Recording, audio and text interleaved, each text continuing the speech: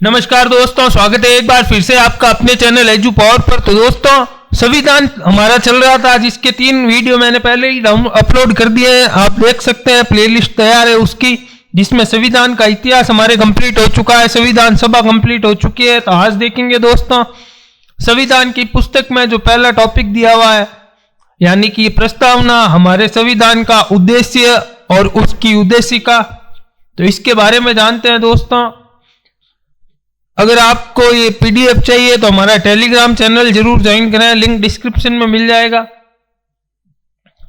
प्रस्तावना दोस्तों, प्रस्तावना का सामान्य अर्थ संविधान का परिचय होता है। ये विश्व में जितने भी लिखित संविधान है उनका सबसे पहला डॉक्यूमेंट प्रस्तावना है। और भारत की प्रस्तावना पंडित जवाहरलाल नेहरू द्वारा लिखी गई, जो 13 दिसंबर 1946 को संविधान सभा में रखी गई और 22 जनवरी 1947 को इसे संविधान सभा द्वारा मंजूरी मिली। प्रस्तावना का प्रस्ताव दोस्तों 1917 में लाया गया और 1919 में अधिनियम में लाया गया, किंतु उसको अंग्रेजों द्वारा मंजूरी मिली 1935 में। किंतु भारत में जो 1946 में संविधान सभा में प्रस्तावना लाई गई पंडित जवाहरलाल नेहरू द्वारा, इस प्रस्तावना में दोस्तों कुल मिलाकर 85 शब्द थे, जिसमें 42वां संविधान संशोधन स्वर्ण सिंह समिति द्वारा प्रधानमंत्री इंदिरा गांधी के समय लाया गया और 3 शब्द प्रस्तावना में जोड़े गए, जो केवल एक बार प्रस्तावना में संविधान संशोधन हुआ है। इसमें समाजवादी, पंथ निरपेक्ष और अखंडता शब्दों को जोड़ा गया। हमारी प्रस्तावना देखते हैं दोस्तों, जो 42वें संविधान संशोधन के बाद तैयार हुई।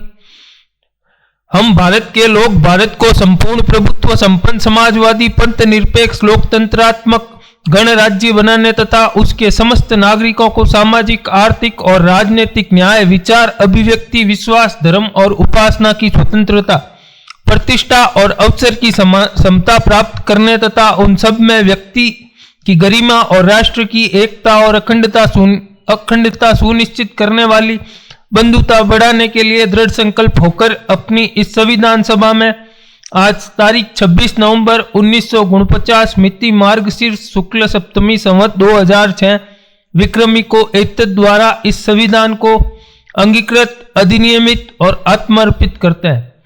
तो 26 जनवरी 1949 को हमारा संविधान बनकर लागू हुआ और 16 अनुच्छेद लागू हुए। तो इस 26 जनवरी को 2015 से दोस्तों, मैंने आपको पिछले वीडियो में बताया, संविधान दिवस के रूप में मनाया जाता है। यह कलर चेंज करने का मतलब है, इस प्रस्तावना में 3 तरीके के न्याय, सामाजिक, आर्थिक और राजनीतिक न्याय दिए जाते हैं। 5 प्रकार की स्वतंत्रता, विचार, अभिव्यक्ति, विश्वास, धर्म और उपासना की। 2 तरह की समानता, प्रतिष्ठा और अवसर की। तो ये दोस्तों प्रश्न आते हैं, इसलिए सीधा प्रश्न पूछा जाता है, कितने प्रकार के न्याय हमें मिलते हैं, कितने प्रकार की स्वतंत्रता प्रस्तावना के द्वारा। ये दोस्तों आगे मैंने बाइफरकेट करके भी बताया, 3 प्रकार का न्याय, सामाजिक, आर्थिक और राजनीतिक, 5 प्रकार की स्वतंत्रता, विचार, अभिव्यक्ति, विश्वास, धर्म और उपासना, 2 प्रकार की समता, प्रतिष्ठा और अवसर। इसके बाद दोस्तों देखते हैं प्रस्तावना पर विदेशी प्रभाव। तो अमेरिका से हम भारत के लोग, जो संविधान की शक्ति है, we the people of America से लिया गया हम भारत के लोग। ऑस्ट्रेलिया से ली गई है प्रस्तावना की भाषा, रूस से लिया गया है सामाजिक, आर्थिक और राजनीतिक न्याय, और फ्रांस से लिया गया है स्वतंत्रता, समानता और बंधुत्व। इसके बाद देखते हैं दोस्तों, जब हमारा संविधान आज भी विकासशील संविधान है, तो बार बार न्यायालय में मामले चलते हैं। तो प्रस्तावना को भी 2-3 बार न्यायालय में जाना पड़ा है। तो न्यायालय के कौन कौन से चर्चित वाद हुए हैं प्रस्तावना को लेकर, वो देखेंगे।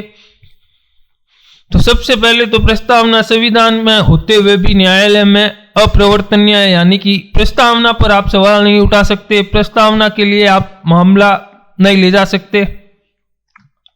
जिसमें दोस्तों 1957 में हुआ था यूनियन ऑफ इंडिया बनाम मदन गोपाल वाद। इसमें उच्च न्यायालय ने कहा था कि प्रस्तावना संविधान का अंग नहीं है, सरकार या कोई नागरिक प्रस्तावना की अवहेलना करे तो हम अदालत की सहायता नहीं ले सकते।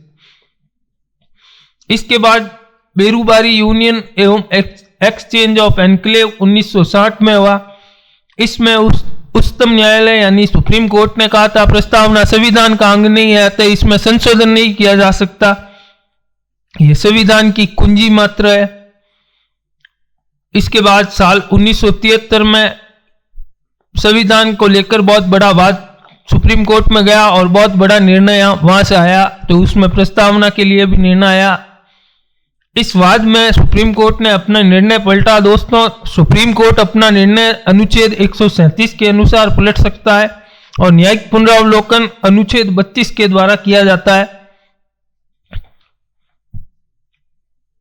इसमें सुप्रीम कोर्ट ने अपना पुराना जो आदेश था बेरूबारी मामले में उसे पलटा और प्रस्तावना को संविधान का अंग माना और इसे अनुच्छेद 368 के तहत संशोधन किया जा सकता है, ये माना। 368 दोस्तों साउथ अफ्रीका से लिया गया है, जो हम अगले टॉपिक में देखेंगे, और संविधान संशोधन 368 के अनुसार होता है। इसी दोस्तों बाद में सुप्रीम कोर्ट ने थ्योरी ऑफ बेसिक स्ट्रक्चर यानी कि मूल ढांचा सिद्धांत दिया। ये मूल ढांचा में दोस्तों मूल अधिकार, नीति निर्देशक तत्व यानी डायरेक्टिव प्रिंसिपल, प्रस्तावना, इन सब को मिलाकर के कोई भी सरकार इनमें संशोधन कर सकती है, किंतु इनकी ताकत को कम नहीं कर सकती, यानी कि नकारात्मक प्रभाव मूल ढांचे पर नहीं पड़ना चाहिए। जैसे 42वें संविधान संशोधन में 3 शब्दों को जोड़ा गया जो प्रस्तावना के क्षेत्र को बढ़ाता है, भारत के संविधान के क्षेत्र को बढ़ाता है, मूल ढांचे को इफेक्ट नहीं करता। तो इस प्रकार ही संशोधन किया जाता है।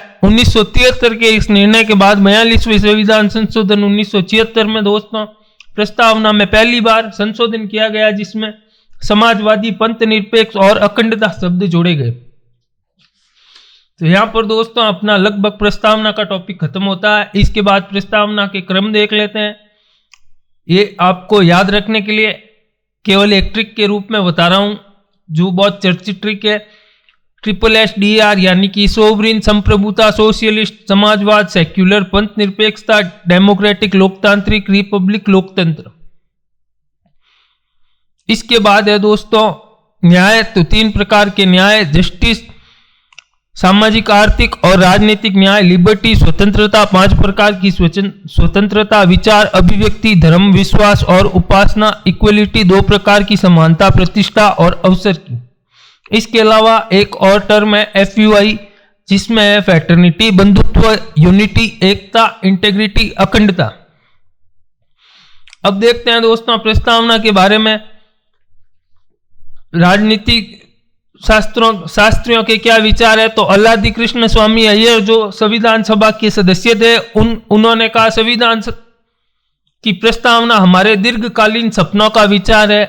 कन्हैयालाल माणिकचंद मुंशी जो संविधान सभा के सचिव थे, उन्होंने कहा प्रस्तावना संविधान की राजनीतिक कुंडली है। और ब्रिटिश राजनीति शास्त्री ऑर्नेस्ट बार्कर ने कहा संविधान भारतीय संविधान का कुंजी नोट है ये प्रस्तावना। बहुत बहुत धन्यवाद दोस्तों, यहाँ हमारा टॉपिक खत्म होता है प्रस्तावना। अगला टॉपिक लेकर जल्दी आपके सामने आएंगे, और आपको इसकी PDF चाहिए तो हमारा टेलीग्राम चैनल जरूर ज्वाइन करें और चैनल को लाइक, सब्सक्राइब और शेयर करें। धन्यवाद दोस्तों।